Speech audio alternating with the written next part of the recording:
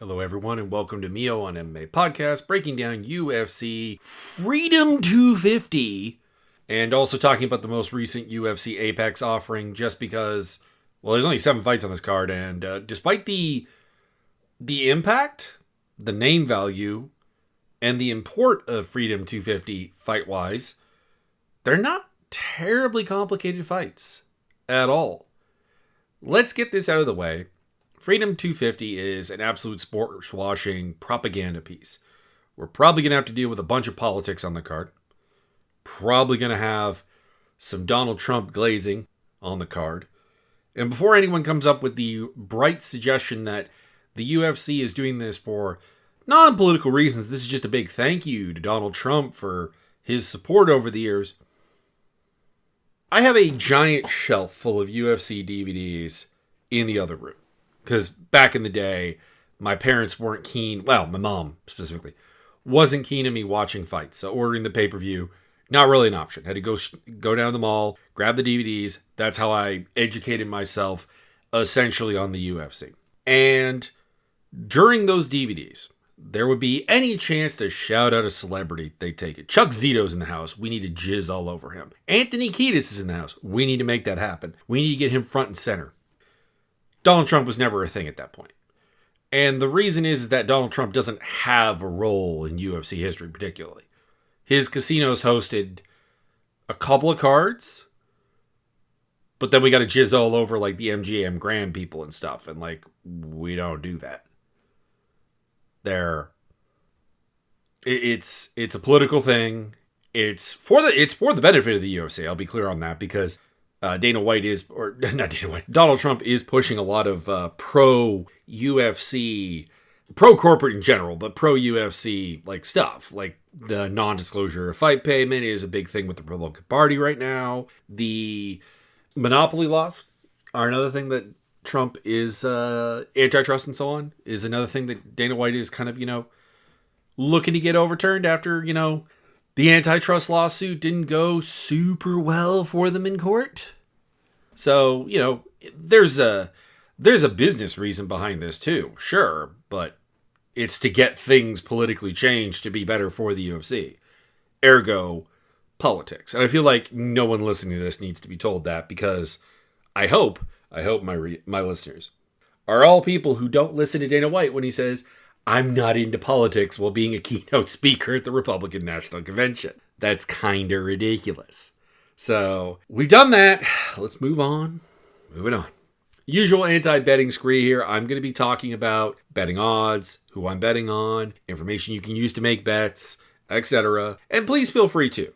But always remember that betting on MMA is chaotic, not a path to financial freedom, and is definitely something you should do with the idea that anything you bet might be lost. Anything at all of it, etc. Rolling on. I'm going to talk about a fight first here, a little bit out of order. Normally I started the main event and worked my way down. I'm going to make an exception here because I want to talk about the Derek Lewis versus Josh Hockett fight first because I think this fight sums up the card largely. People are looking forward to this fight because they like Derek Lewis and they like Josh Hockett, or they want to see Josh Hockett get knocked out. Depends. And as a result, there's a lot of hype around this fight. We're excited. We want to see it. We were super happy when the UFC announced it for Freedom 250, etc. But this is the perfect example of this, that this is all veneer and all vibes. Because as a fight, this is a very simple fight. It is a 2 true outcome fight. It is option A, Josh Hockett, who's a bit of an aggressive spaz, pathologically aggressive spaz, who does have a chin apparently, and is borderline fearless, is going to just overwhelm Derek Lewis.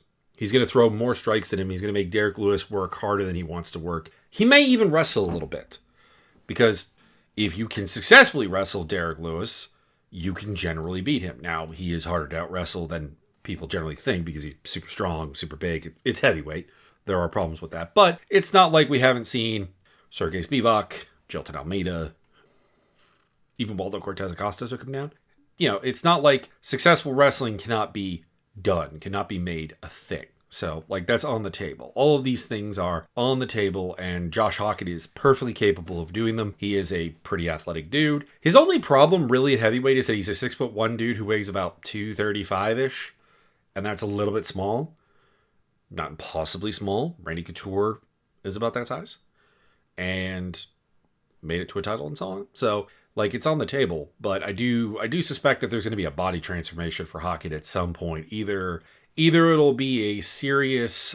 To be honest, I don't even think they're really... Either it'll be a cut to 205 with either a serious change in strength and conditioning or not. Or it'll be a steroid buff up, to become a bigger heavyweight. These are the two options I see coming down the train. But anyways, back to this fight. Option 2 is Derek Lewis just clonks him really, really hard and he goes down. Like, it's Derek Lewis by knockout or Josh Hockett by everything else. That's the two things on the table. I am picking Hockett to win. I find him insufferable. Not for political reasons, because to be clear, I've said this a number of times. There are a number of cringy, I don't like you as a person fighters that don't honestly bother me because it's MMA. I don't need to morally like you. I don't need to be on your side. I don't need to be politically on your side. I don't need to like you to enjoy watching you fight. The problem I find with Hockett is that it's just so goddamn cringy. Like, he was trying to do... He walked off on one of the press conferences because he was trying to work basically the same joke over and over and over and over again. And it just never worked. And he just gave up. It's like, this is the problem, is that it is a pro wrestling character done very badly because everything is so rehearsed and there's no ability to ad-lib. There's no ability to improv. There's no ability to do anything. It's the same problem Colby Covington had, really. To a degree, Chael Sonnen had this problem, but Chael Sonnen was a lot more charismatic and just, like, smarter, I guess. Don't get me wrong. Like, Chael Sonnen's problem was that he would go out and spit this game and then go out there and just lose by submission because he would give up. But the actual promo delivery was of a UFC or was of a WWE caliber, whereas this is bad. Kind of like if I were to compare it to a WWE thing, it'd be like Enzo Amore, who everyone pointed out, not everyone, but like I've seen at least like 6 shoot interviews being like Enzo Amore had to have everything planned out in advance. And like if the crowd reacted in a way that he wasn't expecting, he was helpless. that is Josh Hockett. That is Colby Covington. They do not handle disruption at all well. It's like, I'm going to do this and they're going to laugh. They didn't laugh. Okay, I'm going to do this again and they're going to laugh. They didn't laugh. I'm going to do this again. And yeah, it's just bad. It's just bad. Just be yourself, dude. You could be the like weird, somewhat homophobic, somewhat transphobic, somewhat edgy dickbag that you are, and the MMA fans will be perfectly happy to still cheer you. Like that is the sad thing I have learned over my years of fighting. They will be fine with you just being a normal dude who is edgy. Anyways, Hockett for the win. Is it possibly gets knocked out? Sure, he's incredibly hittable, and Derek Lewis hits in a completely different league than Curtis Blades. Curtis Blades has always been one of the lighter hitters at heavyweight. But as of yet, he has looked unkillable. And on top of that, Derek Lewis doesn't seem really into it. He's kind of like he's a more serious Bob Sapp, I guess. And still love him, still find him hilarious, still quote my balls was hot quite frequently. But as a fighter, like purely as an in-cage product, Derek Lewis is a knockout or sad fight. And I'm going with sad. What are the odds here? Is there any point in even betting on this fight out of curiosity? Josh Hockett versus Lewis? Not really. Hockett's minus 355 up to about minus 450. Lewis is plus, what's the bottom end here? 295 up to about plus 335. So realistically, no. That's not a big enough underdog on Lewis to be worth betting on, given the realities of the fight. And it's too big of a favorite of Hockett to really consider making money off this. If you're going to bet, I guess you are. Well, you could bet on either, but I don't know. This is a just do not bet fight for me. It's one of those ones where like it would have to have been closer odds, like maybe like minus 250-ish on Hockett, or wider odds to get Lewis up to a ridiculous underdog level that you just pick. You just pick knockout. I guess, I don't know, is there an over-under prop worth? The under is only minus like 235. Okay. Yeah, God, I think under has to be the thing. So I don't know, maybe a prop bet, but betting on either fighter is not really an option on this one, I don't think. Ilia Topuria versus Justin Gaethje will serve as the main event for the UFC Lightweight Championship, with the interim title versus the actual champion being the deal here. And again, there's not much to this. There is an X factor here that is to be concerned about. Ilia Topuria's personal life is in shambles. He's going through a divorce. There are some accusations and some legal issues kind of beyond the divorce, which is a problem. So Ilia Topuria is probably in a bad headspace to a certain degree. However, stylistically, this matchup is just all his. Justin Gaethje is a king of violence type guy. I actually compare this a lot to like Conor McGregor versus Eddie Alvarez. Topuria is not McGregor. Gaethje is not Alvarez. But the core vibe of the fact that Gaethje's whole success strategy is to get you to brawl with him to a certain degree so that he can be very, very violent, very chaotic, but also very, very open to getting hit. Doesn't really work super well against big hitters. Even his fight with Paddy Pimblett, where he won the interim title, not exactly a great display of defense. He got hit a lot. Pimblett actually hit him more than he hit Pimblett. 156 significant strikes by Pimblett. 37, 22, 41, 35, 21. So like the second and the fifth round, okay. But that's about it. The only reason that the victory is there is because Paddy Pimblett does not hit very hard at all, or with technique. Well, I shouldn't say he doesn't hit very hard, because Pimblett actually, I think, does have a fair amount of pop in his hands. He's been able to hurt people a couple of times. But there's no like technique to it. There's no accuracy to it. It's very much club and then sub, usually, as opposed to like a sharp counter. Topuria's boxing sometimes gets overhyped, because I've heard people literally think that he's like champion of the world in boxing material. No, which, to be clear, makes sense, because he's not just a boxer. This is the whole thing of like the conversation of boxing versus MMA. Well, if you come box, you're probably gonna lose, man. Well, no shit. We train everything. We don't train just boxing. Like even take this down to like a super low level, and like take, I don't know, two Joe Blows, and one trains boxing full time during the week.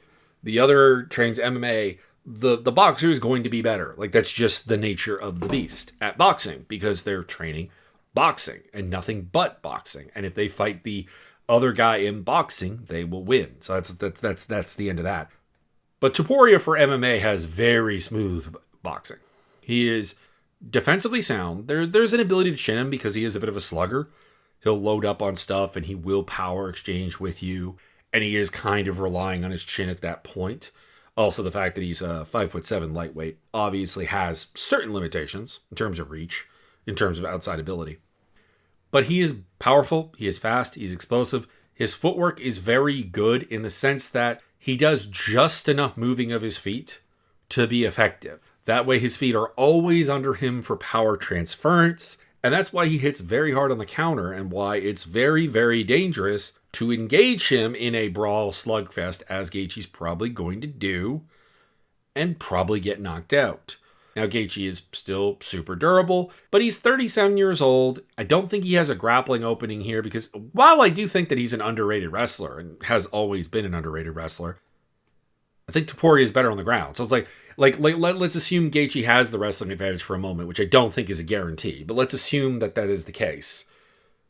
If he puts Topuria down, I think Topuria just out-grapples him, essentially.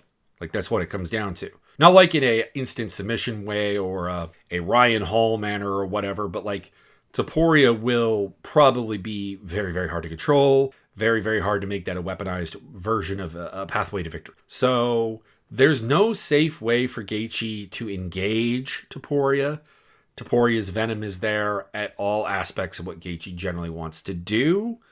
And I don't think we're looking at the best Gaethje. I think he is slowing down. He's 37 years old. And everything that comes with that is like in an application here. He is maybe the best technical he's ever been, because like there's been moments like the Rafael Fiziev rematch where he was very, very good technically. Probably the best defensive fight he's ever had. But it's still not like top of the line good. And with that comes less power, less explosiveness. Maybe not less power, but less speed, less explosiveness. And Topuria should be able to take advantage of that. He should be the faster guy out there, the more explosive guy. And again, assuming his head is in the game, he's prepping, he's getting ready. He's undefeated for a reason. He's fought an absolute killer's role lately of Charles Oliveira, Max Holloway, Alexander Volkanovski, Josh Emmett, Bryce Mitchell to a certain degree. And for Gaethje, it's not a bad run, obviously, but he lost to Max Holloway and Charles Oliveira. So, and his best win is a near retirement Dustin Poirier and a pair of wins over Rafael Fiziev, the first of which is very, very close. And Fiziev has also not been quite the same since coming off of his leg injury that he sustained against Mateusz Gamrot, and like even lost to Mauricio Hufi. So you got to go with Topuria here. You got to back it. He is a prohibitive favorite. 93% of Tapology is Topuria winning. So this is hardly groundbreaking notice here. The odds are minus 426 to minus 600. And on Gaethje, it's like plus, where's the bottom end? Plus 350 to plus 430. So again, not really a bettable fight in my opinion. Do I feel good about Topuria? Sure, but there's X factors coming into this. And there is the fact that Gaethje, as even aging Gaethje, is going to be someone who's very, very game to fight. And I never really would want to bet against that kind of person at this wide of a betting. But I do see multiple ways for Topuria to win this fight. I could see him trying to pull out a Khabib Nurmagomedov style of just grappling you to the ground. And I can also see him knocking Gaethje out. I can even see him winning like prolonged exchanges and like taking a decision or something. It's just, I'm happy Gaethje got the belt, because there are a few guys who have given so many brain cells to my entertainment as Justin Gaethje. But this is not where you are ever honestly supposed to get to. I guess it's it in a nutshell. So you got to go with Topuria. Most interesting fight on the card probably is this heavyweight bout between Alex Pereira and Ciryl Gane. And it's interesting because Gane has all the physical and, dare I say, technical talents to be an incredibly bad fight for Poatan, because Poatan has struggled at points in his career with reach parity or reach disadvantages. He has a disadvantage here. They're the same height, but there's a 2-inch reach advantage for Gane. Gane is a kicker. Gane is a jabber. Gane is an outside fighter. Gane is a guy who fights at a decent volume pace too, particularly for heavyweight. And these are all things that have historically been a problem for Pereira. Not necessarily to beat him, to be clear, but both in kickboxing and MMA, these are things that have, at times, made him look kind of underwhelming. The best example I could probably give to this that really sticks to the MMA criteria is the Jan Blachowicz fight, which Pereira won by split decision. He took it in the end. He did the thing. But you'll remember, I mean, it's not great.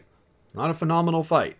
It's not an action-packed fight. It's not one that he won by knockout. It's one that he won by getting some better shots in. And also Jan, inevitably not being able to continue to wrestle at the pace that he wanted to for the entire fight. But it was one where the jab, the kicks, the outside range, the reach parity were all problems for him. So the blueprint for a Gane win is on the table. Stay to the outside, keep your footwork sharp, don't corner yourself, try to do something to punish the low kicks or check the low kicks. That could be a problem. And keep your jab active and fight at a decent pace. That's actually, it's right there. It's a game that Gane is suited to physically, technically, even mentally to do. But the problem is that the history of Ciryl Gane is a history of not really. Not really fighting to a game plan that makes any real sense. Making a lot of mistakes that cost him fights that he should otherwise probably win.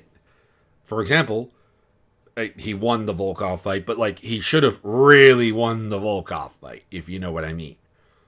He should have been better prepared for John Jones. He probably should have beaten a one-legged, or not even particularly one-legged, but a highly compromised Francis Ngannou in their fight. Like, these are all things that should have been on the table, but because of mistakes that he made, were not actually on the table. Even the Tom Aspinall fight, which a lot of people tend to remember him winning. And I had him winning, to be clear. I'm not arguing with that particular narrative, but people had him like killing Aspinall, and it's not really the case. They were very close in strikes landed. They were very close in quality. I think the main problem was that Aspinall is a guy who's known to slow down after the first round because he's not efficient in any way. And that was probably coming. The fact that Gane was able to have a very, very competitive first round with him boded well for the fight as a whole. But when Aspinall was starting to solve the jab a little bit, Gane was kind of, panicking, flailing, and that's at least part of the reason he poked him in the eye and the fight came to an end. So, essentially what I'm saying is, in a perfect world, in a world where fighters are prepped, professional, and can follow through on a game plan, I would pick Gane in a heartbeat because he has all of those tools. And I'm not going to because Cyril Gane has never for more than a round been able to do that. Or when he has, it's been against an opponent like Sergey Spivak, someone who just has nothing for him, nothing to make him panic, nothing to get his respect. So Gane's like lack of respect for him just doesn't really matter. So I have to go with Pereira, and I'm assuming what it's going to be is that Pereira's ability to pressure is going to at some point get into the face of Gane, that the low kicks are going to trouble Gane a bit, that Poaton's going to figure out how to deal with the jab and basically make this into his type of fight. But and I am happy to see that this fight is like even money line because it should be.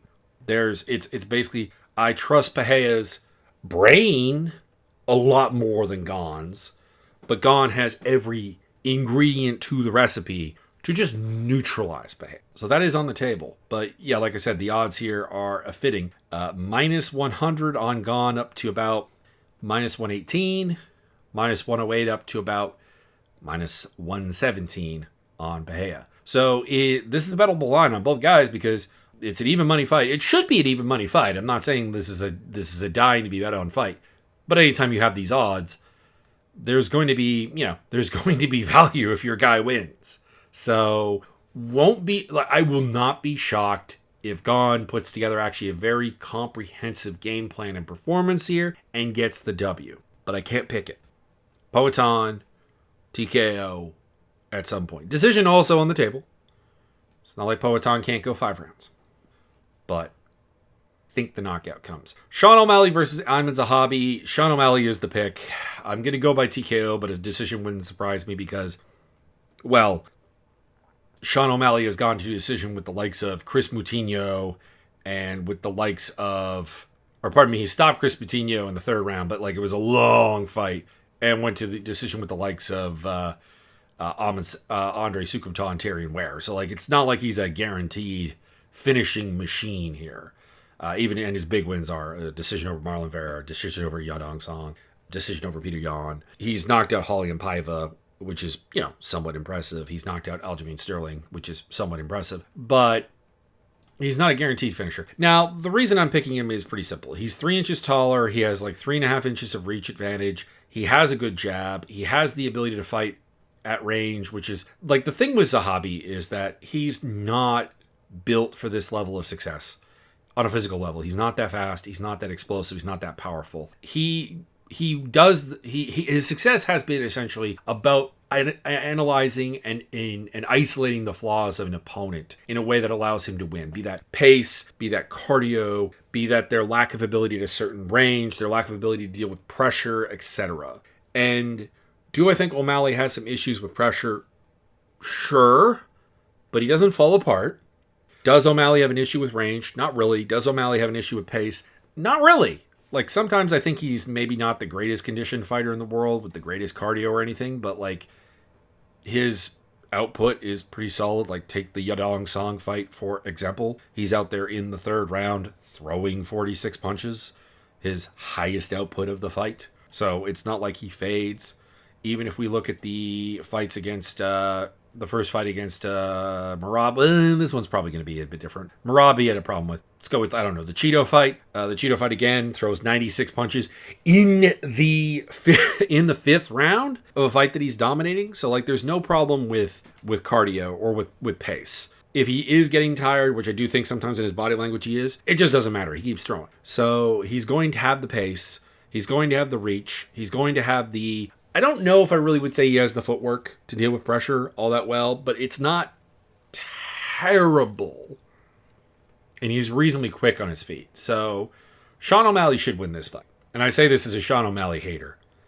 Someone who, again, dislikes him on a personal level, but also has, like, found him just to be a bit overrated. Like, honestly, if it wasn't for the O'Malley fans building him up as one of the greatest bantamweights of all time, I probably wouldn't actually have all that much of a problem with him as a fighter. I think he's a bit of a cheat code because he's super tall, but, you know, he's a good boxer. He's got some footwork ideas. He's got some kicking. Maybe don't kick so much because of the foot issues he's had a couple of times in his career. I guess that would be something for Zahabi to attack. But Zahabi just feels like a guy who is not athletic enough to get this done. And the asterisks that are his wins against Aldo, Vera, Pedro Munoz, Javid Basharat, Arichi Lang, Ricky Tercios, they are not here, is I think what I would at the end of the day say. The obvious flaw, the isolatable flaw, the key to victory is not there.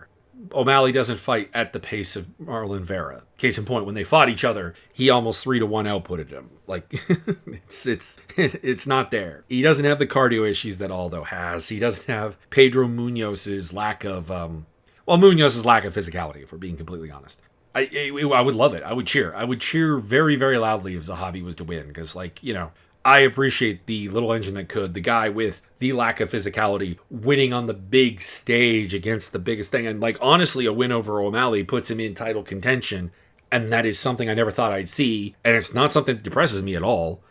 Well, a little bit about, like, the state of MMA. But, yeah, O'Malley has to be the pick here. And I imagine the betting odds say that as well. Yeah, minus 376 to minus 460 on O'Malley. Plus 300 to plus 355 on Ayman Zahabi. So, for comparison purposes, about as wide as the Gaethje versus Topuria fight, which I think is probably a little bit disrespectful to Zahabi. I think there's more of a chance of him winning the Gaethje, but I get it. I do get it. I have very, very little to say about Mauricio Hufi versus Michael Chandler. Hufi is probably going to win because Chandler is a guy I am picking against absolutely no one. At this point, he looked terrible against Paddy Pimblett. And I think we realized when Pimblett fought, you know, Gaethje, for example, after that while there were some improvements for Pimblett going on, that was more about Chandler just shitting the bed. He had a very competitive fight with Charles Oliveira. I will give him that. So there's still something there. But even that fight was 2 years ago at this point. So, or a year and a half anyways ago. I don't know, like there's a path to victory for him. And it's just to basically kind of do what Benoit Saint Denis did. Like, Hufi was surprisingly not prepared for, like, a persistent wrestling attack from Benoit Saint Denis and just aggression and confidence and probably to a certain degree size and physicality. Chandler of old could do that.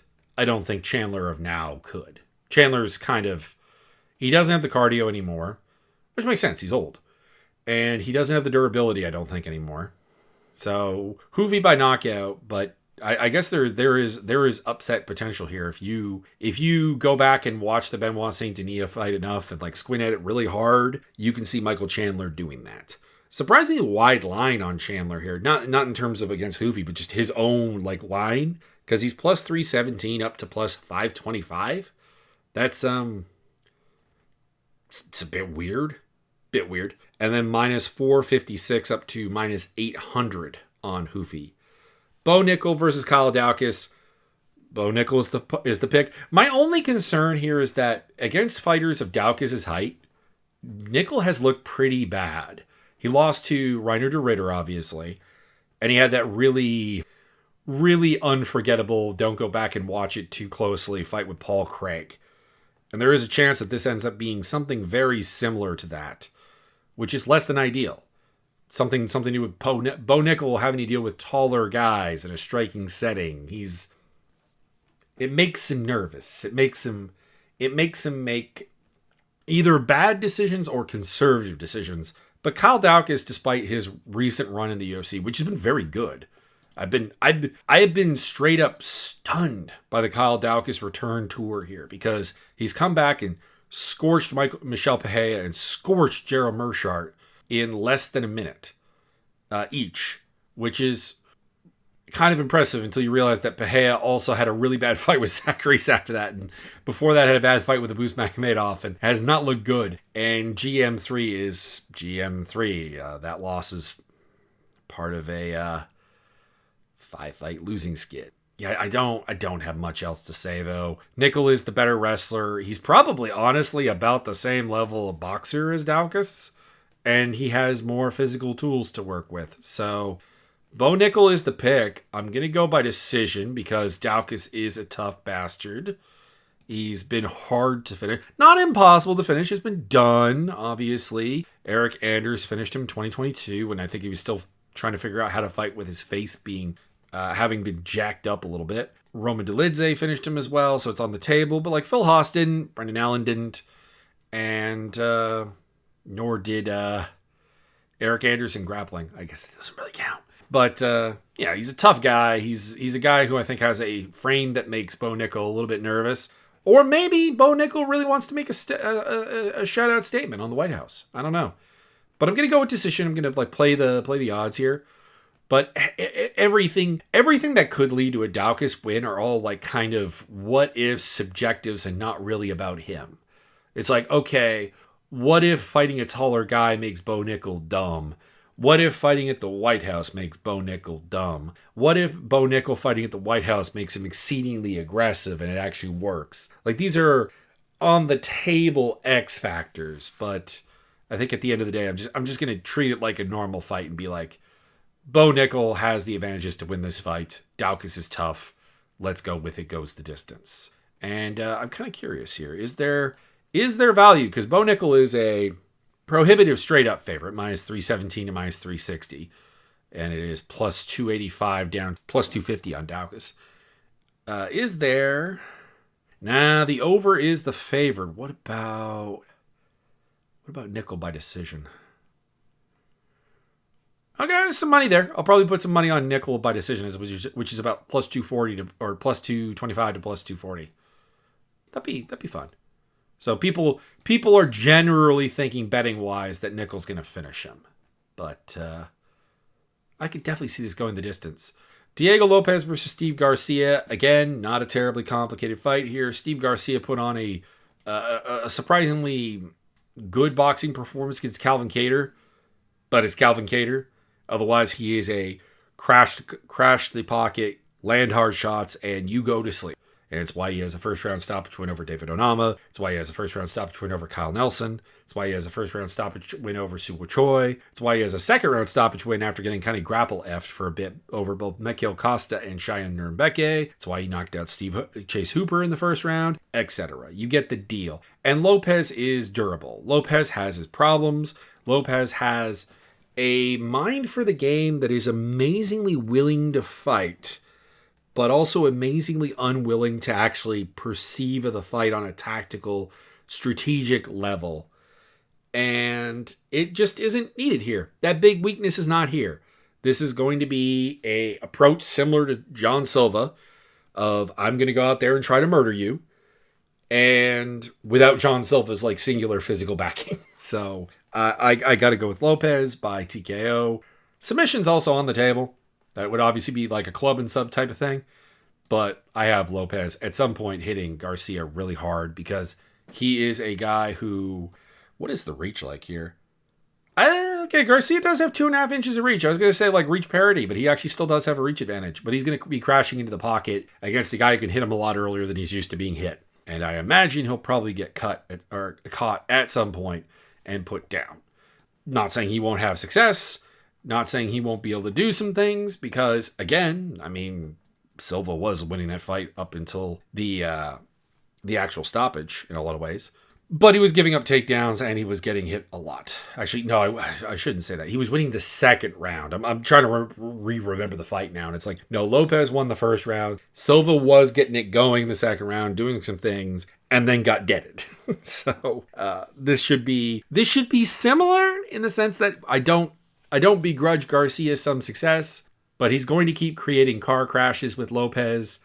And if that's your plan, well, Lopez's main weakness just doesn't come to bear. So Diego Lopez by TKO is the pick. Lopez is the favorite, but a very bettable favorite here at minus 150 to minus 166, plus 125 to plus 135 on Garcia. So in terms of betting straight up, I think Lopez is really kind of my only guy. Lopez and Payer are my two guys for like straight up betting. And then Bo Nickal, I have some prop ideas for how that could work. And actually, hang on. Is O'Malley by decision worth betting? Sean O'Malley by decision? Not really. Not really. It seems like even the O'Malley fans can't make this a guaranteed knockout prop. In fact, actually, the favored method for O'Malley is by decision. So I'd be better off betting a late TKO. Anyways, that's the fight card for Freedom 250. Again, it's a card that has a lot of sizzle. There's just not like a lot of substance there. There's not a lot of complexity in any of these fights. Let's quickly talk about the UFC Apex card, Bilal Muhammad versus Gabriel Bonfim in the main event. This was a pretty interesting fight in terms of like what we learned from it. I think it's a depressing thing though, because I think it's just like, don't pick Bilal Muhammad against anyone good, because while Gabriel Bonfim had good ideas, and I want to give him all the credit in the world for that, Bilal really didn't fight to a winning cause. He was way too willing to back off, way too willing to exchange at range, way too willing to stop his pressure once Bonfim punished it. And I know it's not a human reaction to do this, but if you're going to continue fighting, I'm talking to Bilal Muhammad right now, you're going to have to find a way to fight through your pressure being checked.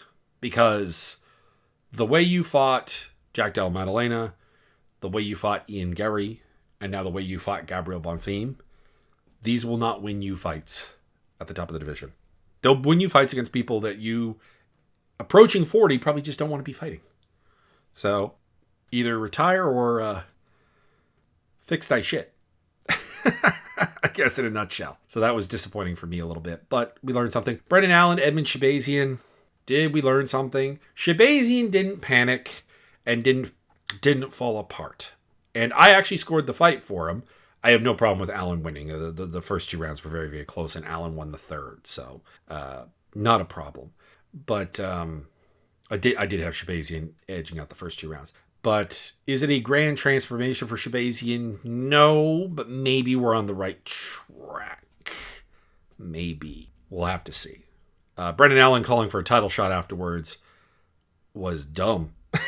Well, not dumb, but like, you're not getting it. You just barely beat an unranked dude. Fares Ziam kind of panicked fighting someone at height parity as Tom Nolan, and like, there was a lot of panic grappling without a lot of like thoughts there that allowed Nolan to pick up the W. That was disappointing, but it is what it is. I would not want to fight Moicano. He called out Moicano. Moicano will probably get on top of you at some point, Mr. Nolan. You're not a good control grappler, and he'll probably TKO you. Bryce Mitchell beat Santiago Luna in the pretty much the exact fashion I thought he was. Not that I called the submission or anything like that, but I did say that like there's just too much there for a guy of Luna's age to solve, and Luna also has a reliance on wrestling himself that was going to be a problem. It was. There you go. Baroneski beat Justin Taffa. Costa knocked out Matt Schnell. In other news, the day ended in Y. John Yanis versus Marcus McGee. Marcus McGee was pretty ho-hum on this one. I'm going to chalk it up to the late notice replacement and whatever, but I don't know. It was not a statement-making fight that I think it could have been for Marcus McGee. There were people calling for him to just like straight up get cut afterwards. That is a bit nuts, guys. Speaking of getting cut, people were calling for Bruno Silva to get cut after getting melted by Edgar Chairez. My response to them is, I think Chairez is better than you just think he is. I think he actually is not a bad fighter. There's problems. He's messy. He's not clean in any way. Silva had some early good pressure and technical advantages, obviously, that were why I picked him. But he got melted. And then rear naked choked. But the main thing I think is that a lot of people are like using the number of losses Bruno Silva has as a reason to cut him. And it's just like, the number of losses don't matter. You can have someone who has double-digit losses and their losses are all to like just good UFC caliber people. They should stick around. I'm not saying Bruno Silva shouldn't be cut. I think it would be not unthinkable, but the conversation was just very flawed. Joe Anderson Brito did Joe Anderson Brito things against Jordan Levitt. In no way is this. I'm probably going to learn I'm not going to learn my lesson at all about picking against Joe Anderson Brito. Probably not, because yeah, you got the win here, and at the same time, I still think that like you're just a mess. Gisela Chavez versus Eunice Duden was not a good fight. In a nutshell. Do I not have notes for the... Oh, there it is. I skipped Chandler versus Cachoeira. Chandler got a quick submission with an armbar. Please catch Priscilla Cachoeira. And I guess Chandler gets another fight because she won. Chavez versus Duden was not very good. It was what I expected. It's two very, very undercooked fighters who, if they were younger, I'd probably have a reasonable amount of patience for. But the problem is they're both like almost 30. And they're both very, very undercooked. This is the problem with bringing in people on Dana White Contender Series who have just like no wins. Because both of these girls got to Dana White Contender Series with wins over girls who had 0 wins. It was like 0, 0, 0, 0, 0, 0. You know, debuting fighters, and it's like, okay, they have some athletic tools. They have some good size in Chavez's case. But there is a remarkable lack of like how to fight in both of them. And that's kind of it. Speaking of how to fight, though, Ketlin Souza kind of was getting pushed around and pressured like I thought she was going to by Ariane Cardelose. And then she caught her, knocked her down, and then terminated her with a head kick when she stood up. And that was beautiful. It was a phenomenal knockout. Go watch that. Go watch Ketlin Souza versus Ariane Cardelose for the knockout. It's a short fight. You'll be fine. You'll be fine. So there's that. So I didn't do very well on that card. The bets didn't do very well. I was kind of due a bad one, I think, in a bit, and it was there. I think I was also a little bit too over aggressive with my betting. So I guess maybe that's a counter that why I'm betting so little on Freedom 250. Anyways, I would normally say just enjoy Freedom 250, but like there are, I guess, too many things going on about that. Maybe I'll finally start tweeting on or start posting on Blue Sky. Anyways, social medias in the link tree down below. Video gaming stuff in the link tree down below. Have a good one. Feel what you want about this card, I guess.